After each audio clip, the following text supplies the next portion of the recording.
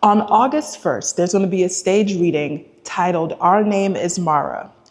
And this is not just a script. This is a story that is years in the making. Our Name is Mara is more than just a stage reading. It's a conversation about family, about mental health, about what we inherit and what we choose to confront. Guess what, y'all? We are here. We're talking to the woman behind the words, and her name is DaMonique. Hey, DaMonique. come on in. All right. So, we're super excited to be here. Super excited to interview you. And the first question that I have for you is, before we talk about the play, before you would call yourself a playwright, who is DaMonique? Before a playwright, I think, in essence, I'm just a community gatherer. I just like bringing people together in a space and just trying to create opportunities for us to be in collaboration. Now, once I get the people in the space, I kind of get a little introverted, but that's a different story. That's okay. So I think essentially I'm just a community gatherer. I think that's the biggest thing. And occasionally a flower child. Like if I was not doing all this business and if I was back home in California, catch me frolic in the field of Kenneth Hahn Park. That's where I will be. Nice. All right. Yeah, come on in. Thanks for letting us in here. Yeah, thanks for stopping by. I know it's kind of rainy. Personal space. I know, up close and personal. MTV cribs. No, I'm kidding. All right, so talk to us a little bit about your upcoming stage reading. And if you want to give us a little bit of an intro on your stage reading, Our Name is Mara, talk to us a little bit about that. So yeah, Our Name is Mara. First and foremost, it's been decades in the making. I was looking at the timeline for the pitch deck, and the very first thing I did for this play was a class assignment when I was a sophomore in college, and that was in 2014. So from 2014 to 2026, that's 12 years or so I've been working on this play, which is a lot. But I think in essence, it is a testament to the fact that this play has been growing with me. It is based off of my lived experiences with a loved one with bipolar disorder. And when I first wrote the draft, it was just me being angry and being like, why did he leave? I was asking this question, why did my dad leave? Why did my dad leave?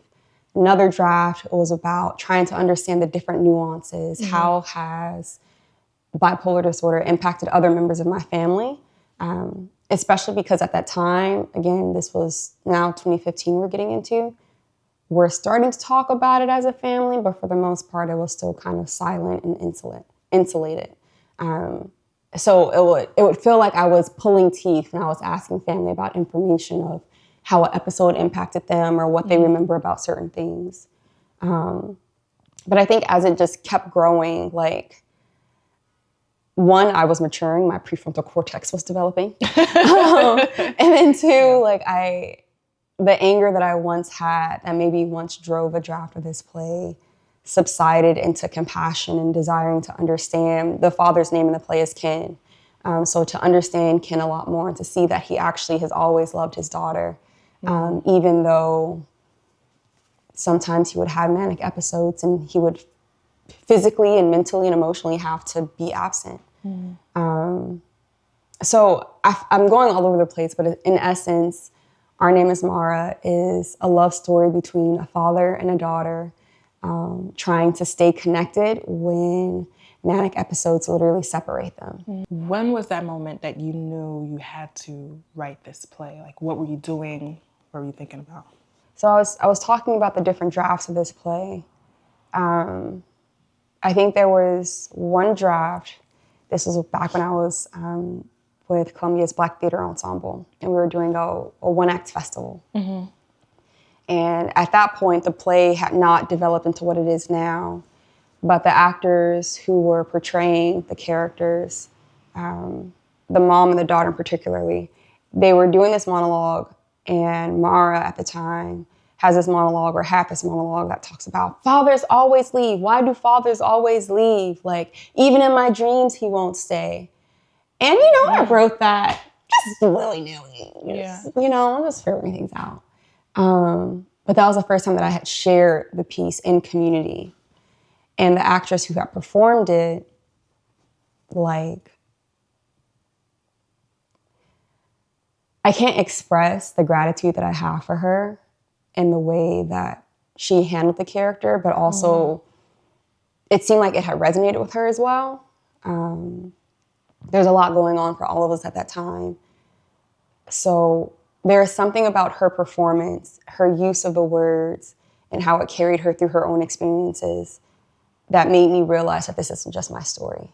That made me wonder, what does it look like to really explore the question, why do fathers always leave? Again, I had carried this story with me by myself. I didn't really talk to anybody about that. This was my lived experiences. I didn't tell anybody that. So to see that this play was impacting people in a way, or these words, that monologue was impacting someone beyond me, I was like, oh, I can find community in this. Yeah. Let's jump into the writing aspect of this. Beautiful apartment in New York City. Thanks. You could tell you're creative or artistic. Do you have any particular room that you can go into, just be in your thoughts and just write? Is it your bedroom? It's definitely the dining room, which I think even has some of my stuff over there right now. Perfect. Let's go. Okay. Let's go take us, DaMonique, to your writing den. I was not prepared to tour, but we will see it as it is in its natural state. Okay. Speaking of. Yeah. Writer's room. See this? Beautiful. It's light. It's eerie. It allows you to kind of just be lost in your thoughts. It definitely does. What do you think is the most difficult part when it comes to writing a play? The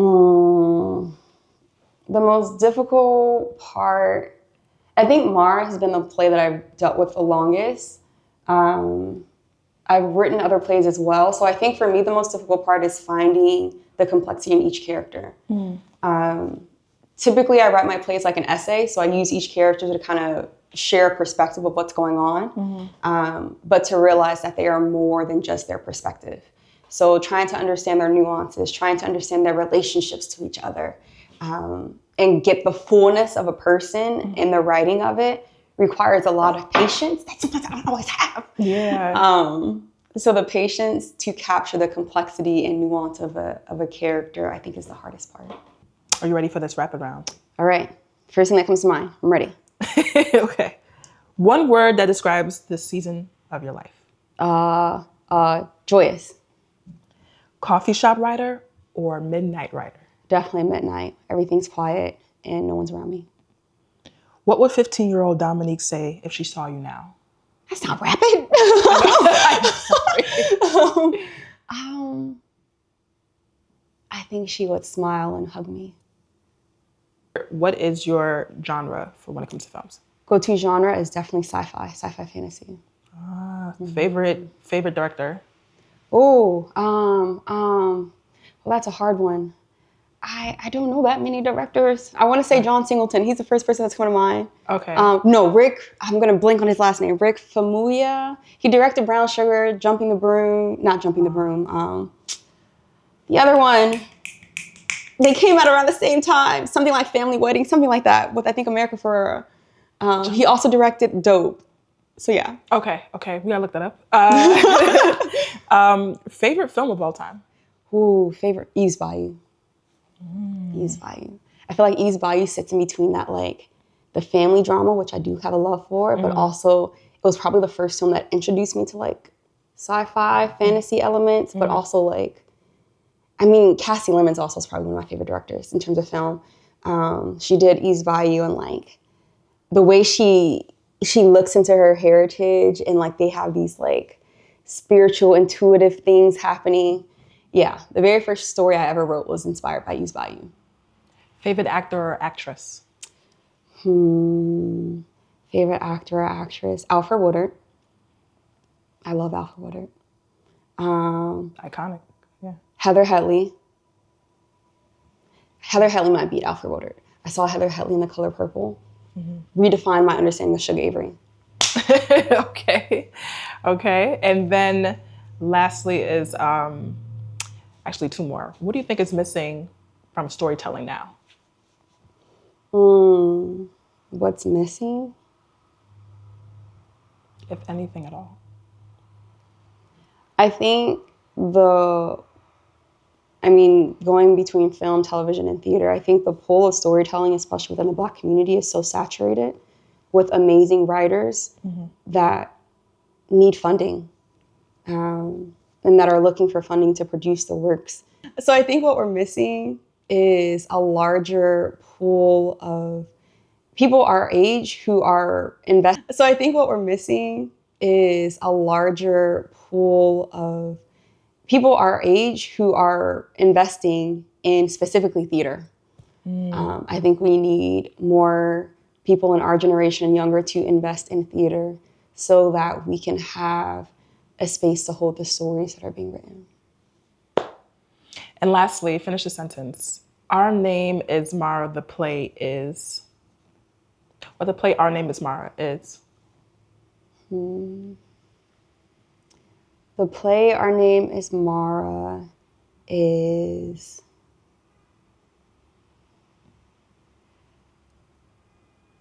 a dance with a father and daughter that she doesn't want to end. Dominique, thank you so much for telling your story and being open and honest. Come see the show August 1st. Yep. But just save the date, August 1st. It'll be in the evening.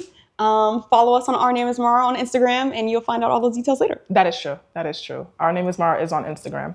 All right. Yeah. Thank you.